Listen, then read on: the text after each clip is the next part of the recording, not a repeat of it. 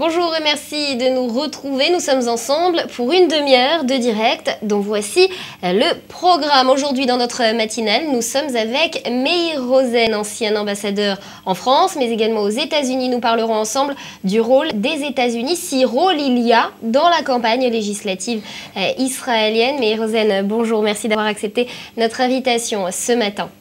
En seconde partie d'émission, on décryptera avec Daniela Savic les gestes qui trahissent, les actes manqués, le body language de nos hommes et femmes politiques à la veille du grand oral. Daniela attribuera pour nous ici la palme de celui ou celle qui s'exprime le mieux avec son corps. Bonjour Daniela. Bonjour. Merci d'être avec nous ce matin. Merci. Voilà donc pour le programme. On commence tout de suite par un tour d'horizon des titres qui ont fait l'actualité de la nuit et de la matinée avec Elsa Mimoun. Elsa, bonjour. Bonjour Nathalie, bonjour à tous. On débute avec le bilan des otages tués sur le site gazier d'In Amenas qui s'alourdit au nombre de 48. 25 nouveaux corps sans vie ont été découverts par l'armée hier. Les services de sécurité algériens précisent qu'il s'agit encore d'un bilan provisoire qui pourrait s'élever, les forces algériennes n'ayant pas encore fini d'inspecter les lieux.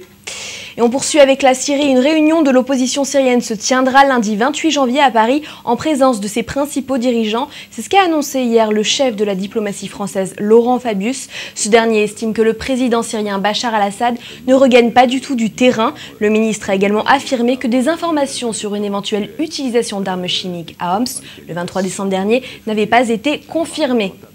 En Israël, les élections législatives auront donc lieu demain. Ce sont 5,6 millions de personnes qui sont appelées aux urnes.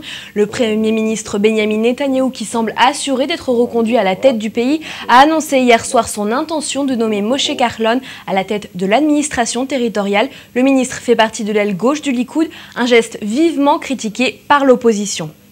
Le président tunisien Monsef Marzouki s'apprête à se rendre à Gaza le 9 février prochain. Le gouvernement palestinien s'est félicité de cette intention. Le conseiller du président tunisien pour les affaires étrangères, Anouar Garbi, a déclaré que les préparatifs ont commencé en Tunisie pour organiser la visite de Marzouki à Gaza en vue d'affirmer sa solidarité avec le peuple palestinien. Fin de citation. Et pour terminer, Barack Obama a prêté serment hier aux États-Unis pour son second mandat. Une courte cérémonie à la Maison-Blanche avait été organisée avant les plus grandes festivités d'aujourd'hui, auxquelles sont attendues des centaines de milliers de personnes. Voilà pour cette édition. Retour vers vous, Nathalie, sur le plateau de la matinale. Excellente journée à tous. Elsa, juste après notre direct, on décrypte, si vous êtes d'accord, votre body language à vous aussi avec Daniela. Ça vous dit ? Alors je doute que le mien soit aussi intéressant que celui de Benjamin Netanyahou, mais je me prêterai volontiers au jeu. Merci Elsa et excellente journée et à plus tard. Meir Rosen, bonjour. Bonjour. Vous avez donc été ambassadeur dans différents pays, je l'ai dit en titre, en France, mais aux États-Unis également. Les relations entre l'Amérique et Israël n'ont plus de secret pour vous. L'investiture de Barack Obama s'est déroulée hier en petit comité. Aujourd'hui, c'est en grande pompe avec, Elsa nous le disait en titre, plusieurs centaines de milliers de participants. Ce qui nous fait dire que le nouveau gouvernement israélien qui sortira de ces élections aura pour tâche majeure, pour élément principal, de rétablir les liens amicaux indispensables aux relations entre les deux pays, à la sécurité notamment d'Israël, en intégrant une donnée de choix, c'est que le président américain n'est plus cette fois lié par une stratégie de réélection. Il ne pourra plus briguer d'autres mandats. Est-ce que c'est la raison pour laquelle il s'est permis des déclarations comme celles qu'on a vues et entendues la semaine dernière en privé, où il parlait de la politique dans Israël, dans les localités, dans les implantations, les constructions, en disant que Netanyahou ne se rendait pas compte combien ça nuisait aux intérêts d'Israël. Est-ce que c'est la raison pour laquelle il se permet ce genre de déclaration? Tout d'abord, en ce qui concerne l'interview qui a été donnée à Jeffrey Goldberg, le journaliste de l'Atlantique, c'est très intéressant, il n'y a pas de date mentionnée dans cette interview. Donc il n'est pas impossible, il est même probable que cette interview a été accordée à M. Jeffrey Goldberg il y a quelques mois. Il y a quelques mois, mais une interview qui aurait donc été publiée spécialement une semaine avant les élections, avec un but précis, un objectif certain. Ça. Et comme on sait très bien que c'est sur la base de cette interview que tout le débat politique en Israël en ce qui concerne la politique étrangère était celui, les partis de l'opposition disaient, dès qu'il sera de nouveau président Obama, il va se venger sur Netanyahou, et il y avait ceux qui ont dit qu'étant donné qu'aucun citoyen d'aucun pays démocratique n'aime pas que quelqu'un de l'étranger lui dicte qui doit être son dirigeant politique. Je suis persuadé que les Français n'aimeraient pas voir M. Blair ou M. Netanyahou dire aux Français vous devez voter pour l'un ou pour l'autre. Mais en ce qui concerne, primo, en ce qui concerne les relations entre les États-Unis et Israël, ils n'ont pas d'exemple dans le monde où des relations soient aussi étroites. Et je m'explique. Ce n'est pas seulement parce que nous défendons les mêmes valeurs et les mêmes principes et que les États-Unis c'est un pays d'immigrants et qu'Israël est un pays d'immigrants, mais il s'agit aujourd'hui d'intérêts stratégiques capitaux, aussi bien pour les États-Unis que pour Israël. Parce que les États-Unis, le président des États-Unis, qu'il soit M. Obama ou M. Romney, ils ont à faire face aux mêmes problèmes. Quels sont ces problèmes? Le Moyen-Orient qui a commencé il y a 2 ans avec le printemps arabe, quelle est la situation aujourd'hui? La Libye est en complètement désintégration. En ce qui concerne la Syrie, depuis 22 mois, on est en train de massacrer un peuple et le monde n'intervient pas. Selon les chiffres officiels des Nations Unies, il y a déjà 60 000 morts. Et tous les jours, vous entendez, avant les nouvelles sur le climat, vous entendez, aujourd'hui, il y a eu 160 morts, 150 morts. Et nous savons ce que le père d'Assad a fait.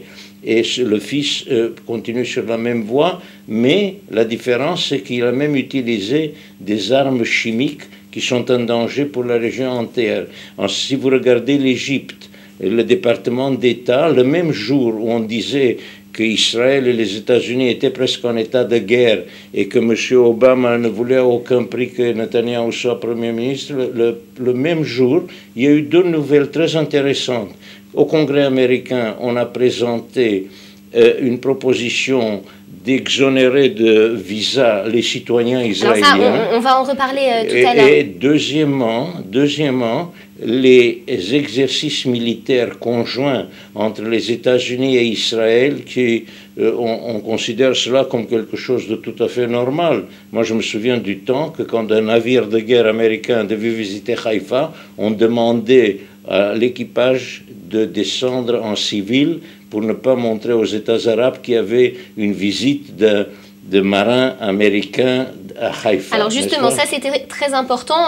L'histoire des visas, on va en reparler dans une deuxième partie. Ce que vous êtes en train de dire finalement, c'est que les enjeux dans la région poussent finalement ces 2 personnes qui s'apprécient pas énormément à s'entendre, à trouver des solutions à leurs divergences et finalement à faire fi de ce qu'on a vu pendant la campagne américaine, pendant la campagne présidentielle américaine. Et ici, on a exagéré cette divergence de vue parce que l'opposition voulait montrer que si M. Netanyahou est élu, c'est le désastre, c'est la fin des relations. On arrivait presque à la rupture des relations diplomatiques. Or, les relations n'ont jamais été aussi étroites. Et regardez ce qui se passe aujourd'hui.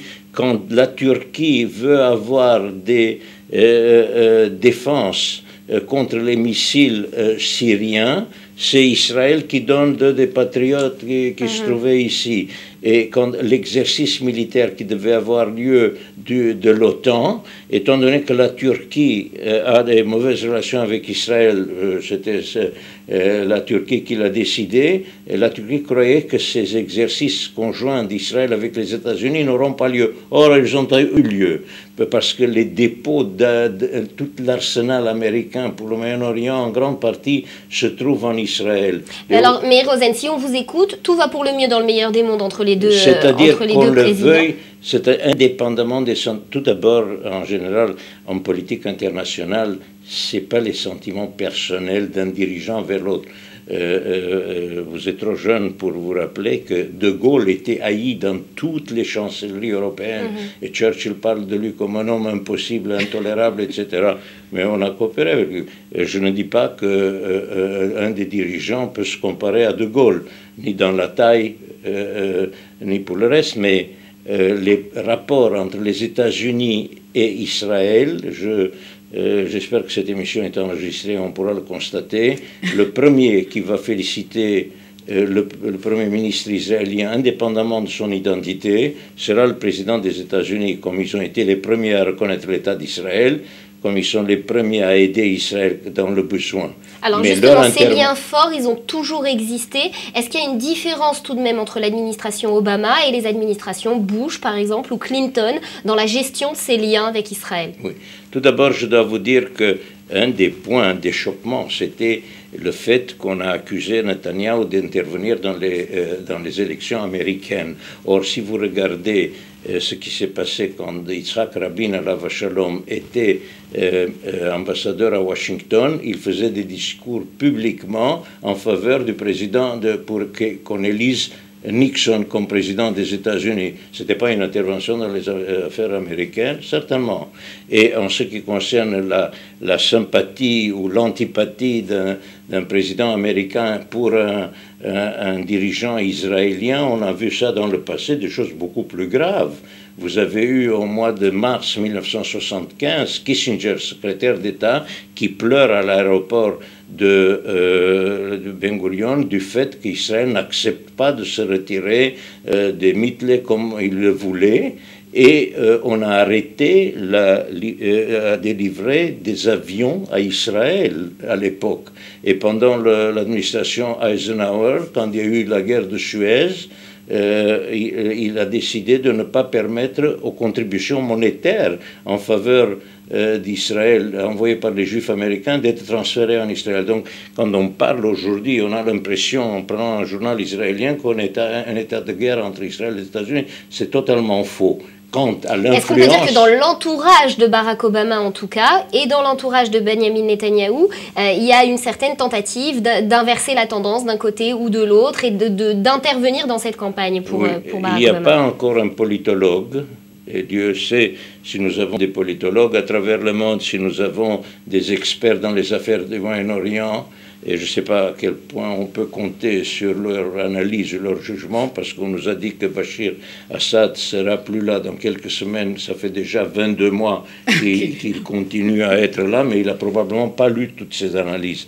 Mais il y a des politologues qui disent que l'intention, les déclarations publiées contre le Netanyahou et qui venaient de la part d'Obama ne sont de nature qu'à aider Netanyahou dans son élection, du fait que la réaction de l'Israélien, et n'oublions pas, il y a une chose quand nous parlons d'Israël, c'est quelque chose d'unique, non pas parce que c'est un État juif, c'est parce que c'est le seul État au monde qu'on menace de détruire.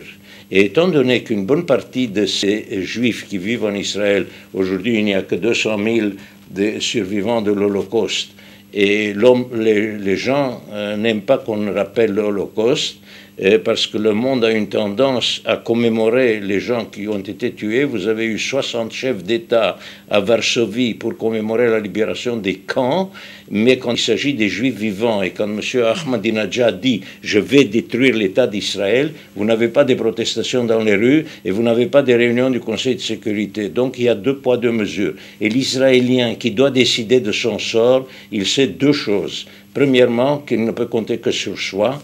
Dans la guerre de Kippour, les États européens, unanimement, ont refusé aux Américains d'atterrir sur leur territoire pour apporter de l'aide militaire à Israël quand Israël a été attaqué le jour le plus sacré de notre religion. Et les citoyens israéliens, quand il va voter demain, il sait qu'il ne peut compter que sur soi.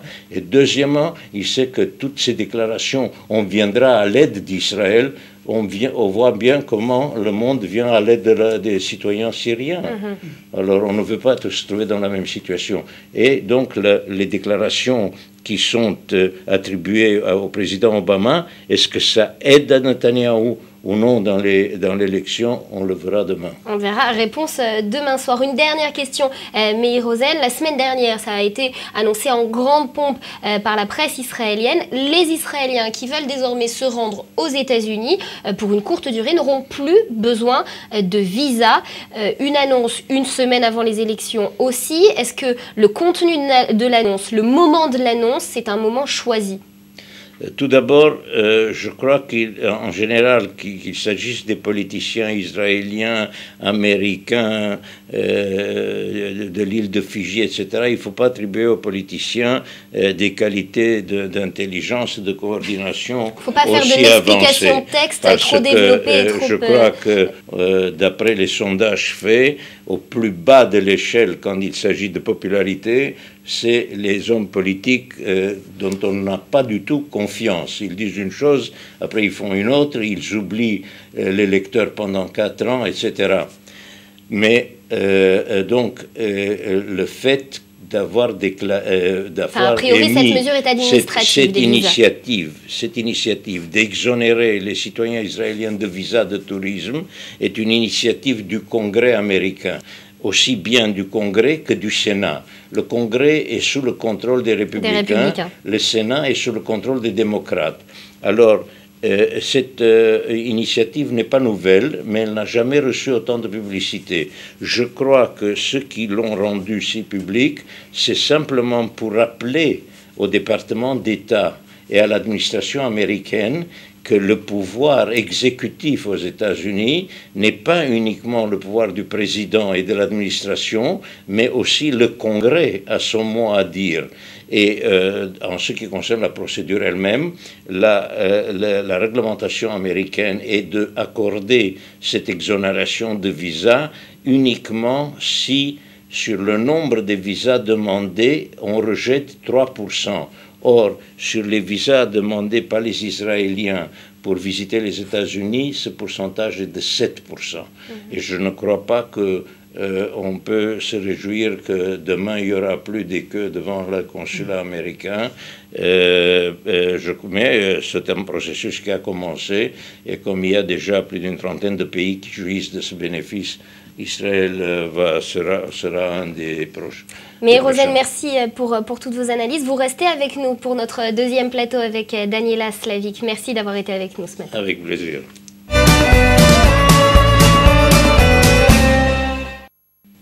Les mains ouvertes, les sourcils froncés, les bras croisés, des gestes qui semblent anodins mais qui en disent long sur l'état d'esprit de nos hommes et nos femmes politiques. Daniela, vous êtes un jour seulement avant le scrutin la hantise de ces politiciens. Vous venez nous dire ce qu'ils pensent réellement quand ils parlent de baisser les impôts, améliorer la sécurité ou encore réduire le taux de chômage, le body language comme on l'appelle. De plus en plus de gens sont sensibilisés à ce langage corporel. Est-ce qu'en temps de campagne, il influence réellement les électeurs? Absolument. D'abord, je vais aller un peu au-delà de body language. On va parler un peu de la présentation. Parce que la présentation, c'est non seulement le parti corporel, le body language, mais c'est aussi le contenu, et c'est les messages, c'est ce qu'on veut dire, et c'est aussi l'identité de la personne. Et c'est en fait l'art d'influencer. Bien présenté, c'est en fait bien influencer, et c'est la clé pour influencer. Et alors, justement, quand on parle de body language, on se réfère souvent aux bras. Est-ce qu'ils sont croisés? C'est un signe de fermeture. Est-ce qu'ils sont ouverts? Alors, ça veut dire qu'on veut aller vers notre interlocuteur, mais c'est assez restrictif. C'est pas forcément. C'est-à-dire, quand on parle de langage corporel, du body language, on parle de la mimique, on parle de l'intonation, on parle de rythme, on parle de la façon dont la personne tient son corps. Imaginez si moi j'étais là en train de vous parler comme ça, très lentement, ça marche pas. C'est-à-dire c'est un ensemble des choses, et c'est très important cet ensemble. C'est pas seulement les bras, C'est pas seulement la tête. C'est alors l'ensemble. justement, vous dites c'est très important, mais dans quelle mesure ça influence véritablement les électeurs? Est-ce que un électeur aura vraiment une séduction pour quelqu'un qui sait bien s'exprimer, qui sait bien parler avec son corps et le mouvoir? Non, ça suffit pas. Le corps ne suffit pas. C'est-à-dire, d'abord, il faut comprendre que la présentation nous influence consciemment et inconsciemment. Et il y a plusieurs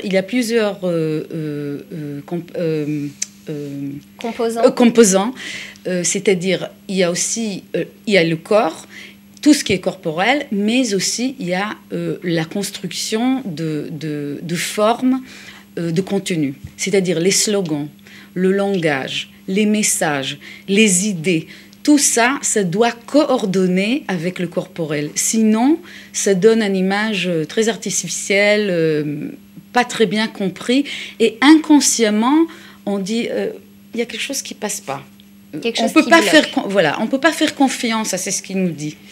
Alors justement, il y a certains, on va utiliser certains des exemples qu'on a avec nos hommes et nos femmes politiques, en commençant justement avec Tzipi Livni. Tzipi Livni, on la voit justement sur ces images. Alors elle, qu'est-ce que vous avez à dire sur son body language à elle? Là, on la voit les bras croisés justement sur ces images et... Voilà, Tzipi Livni, c'est un exemple de quelqu'un où, en fait, elle essaye de se libérer de son ancien métier comme diplomate ou une femme de Mossad qui a travaillé, n'est-ce pas, dans les milieux un peu pas sur le devant de la scène. Voilà, et ça justement, on va en reparler un peu après, l'influence des métiers d'avant sur les politiciens d'aujourd'hui. On en reparlera juste après, pardon de vous avoir coupé. Alors on voit qu'elle a du mal, c'est-à-dire elle a du mal de s'exprimer. Elle exprime très peu de sentiments. Elle n'est pas dans l'émotif, Tzipi Livni. Elle essaye d'être beaucoup plus dramatique, même son message, voilà, moi je suis l'espoir, etc., ça crée un drame, mais c'est pas sa nature.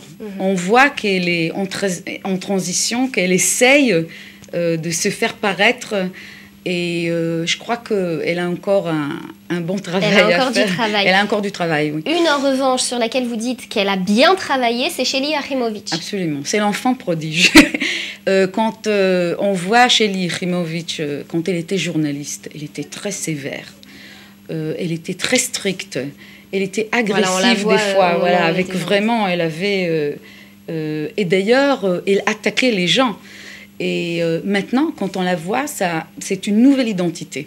C'est-à-dire, c'est quelqu'un de beaucoup plus maternel, elle bouge beaucoup plus le corps, elle sourit, elle est beaucoup plus douce, et elle veut paraître quelqu'un qui s'occupe des autres.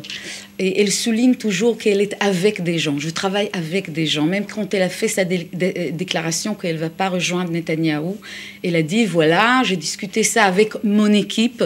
C'est-à-dire, elle fait partie de quelque chose. Et je pense que c'est un grand changement par rapport à ce que c'est.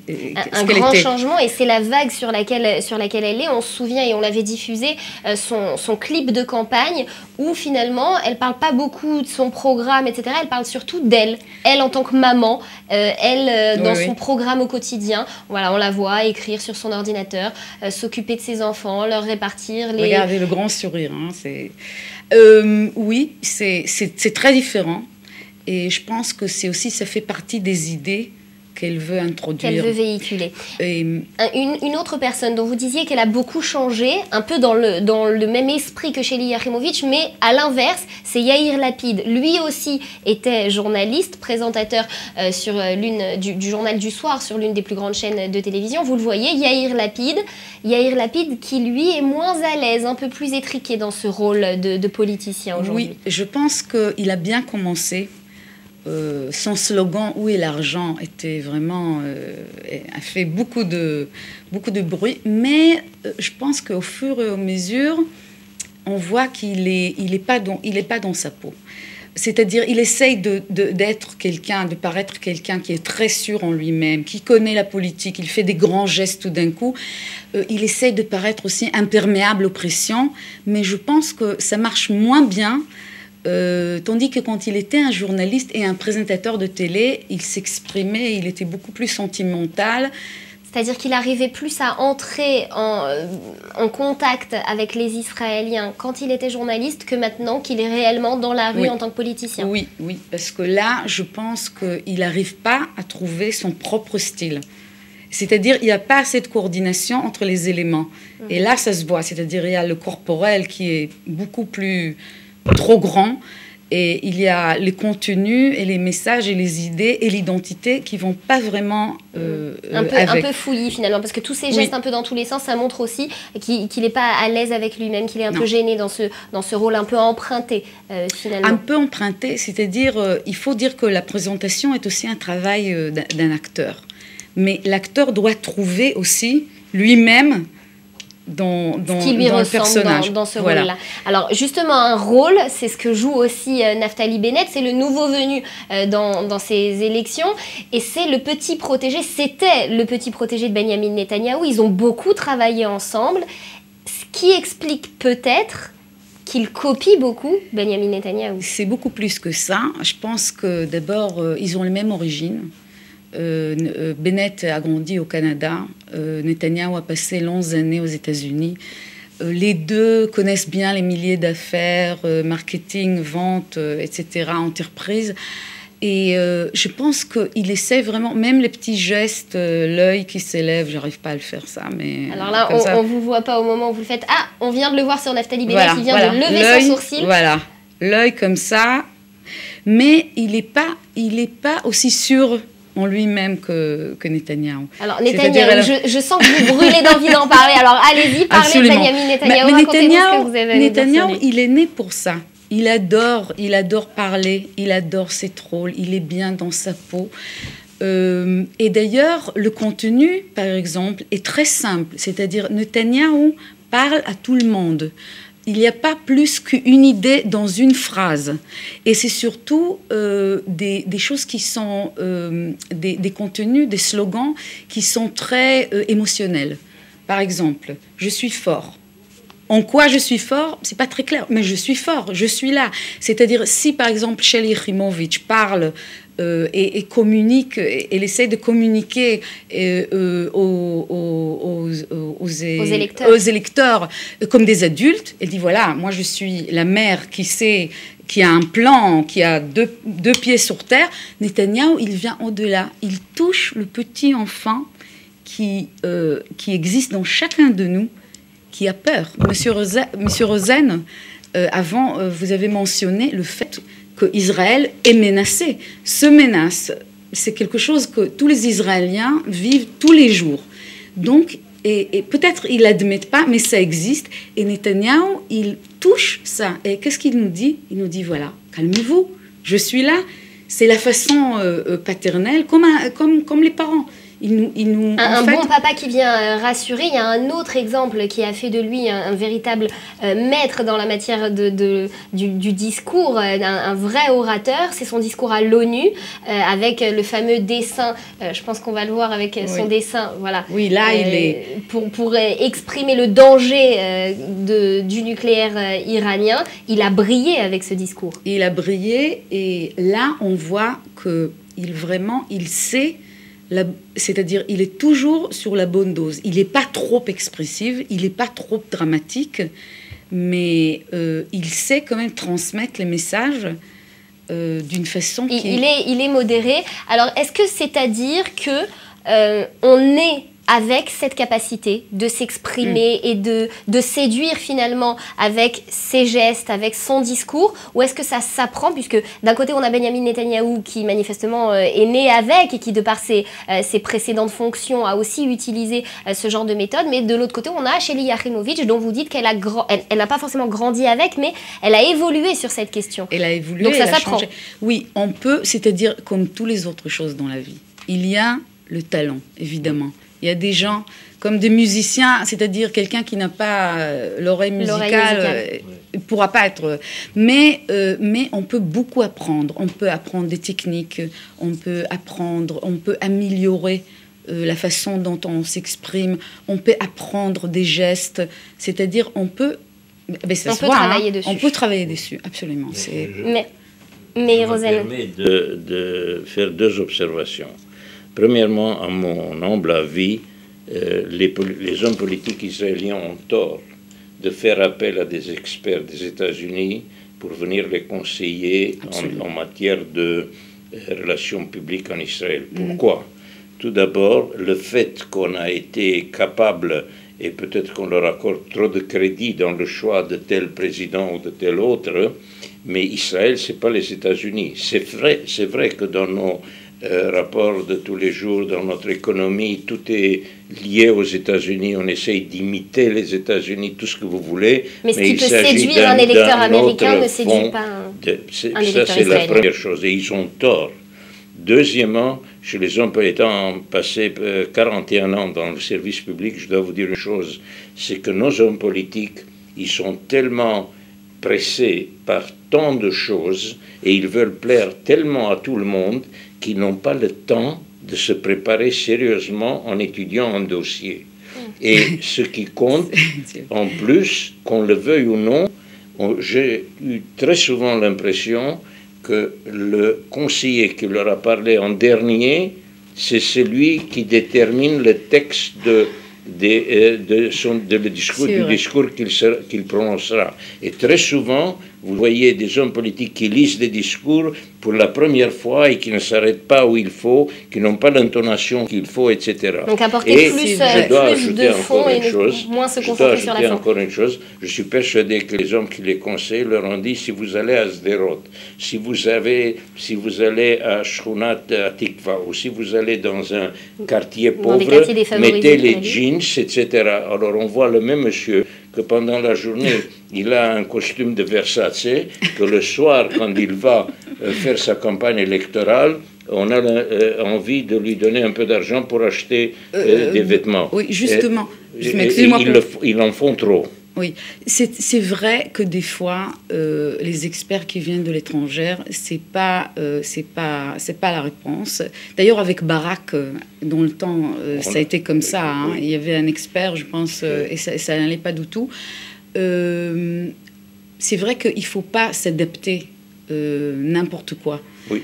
Et il ne faut pas dire n'importe quoi. Et vraiment, les résultats de ce genre de travail qui n'est pas professionnel, une présentation qui n'est pas professionnelle, qui n'est pas bien préparée, le résultat, c'est que inconsciemment ou consciemment, mais des fois c'est inconsciemment, et les gens ressentent qu'il y a quelque chose d'artificiel, qu'il y a quelque chose qui... Alors on verra justement, Daniela, je suis désolée de vous interrompre, on vient à bout, on doit rendre l'antenne, on verra justement si tous ces conseils, si tout cela a finalement trouvé son expression demain. Vous pouvez rendre un service à la société israélienne, enseigner aux hommes politiques israéliens de laisser parler celui qui est à côté. Parce que tous ces débats de table ronde, ça devient des cacophonies. C'est la honte. Qui font honte parfois, si je les compare à ce qui se passe en France ou dans d'autres pays. Laissez votre opposant parler. Mais moi, je suis désolée pour le moment, je suis obligée de vous couper parce qu'on doit rendre l'antenne. Merci beaucoup, en tout cas, à vous deux d'avoir été avec nous ce matin. Vous l'avez compris, soyez vous-même, insistez sur le fond et pas forcément seulement sur la forme. Merci donc à ceux qui ont préparé cette émission. Merci à vous de l'avoir suivi. On se retrouve demain pour une émission spéciale journée électorale. Nous serons avec le caricaturiste Michel Kishka pour une demi-heure de direct décalé. Rendez-vous donc demain, même chaîne, même heure. Vous pouvez, je vous le rappelle, nous envoyer vos remarques, vos suggestions sur notre adresse email lamatinale.info@gmail.com. Excellente journée à vous et puis d'ici demain, portez-vous bien.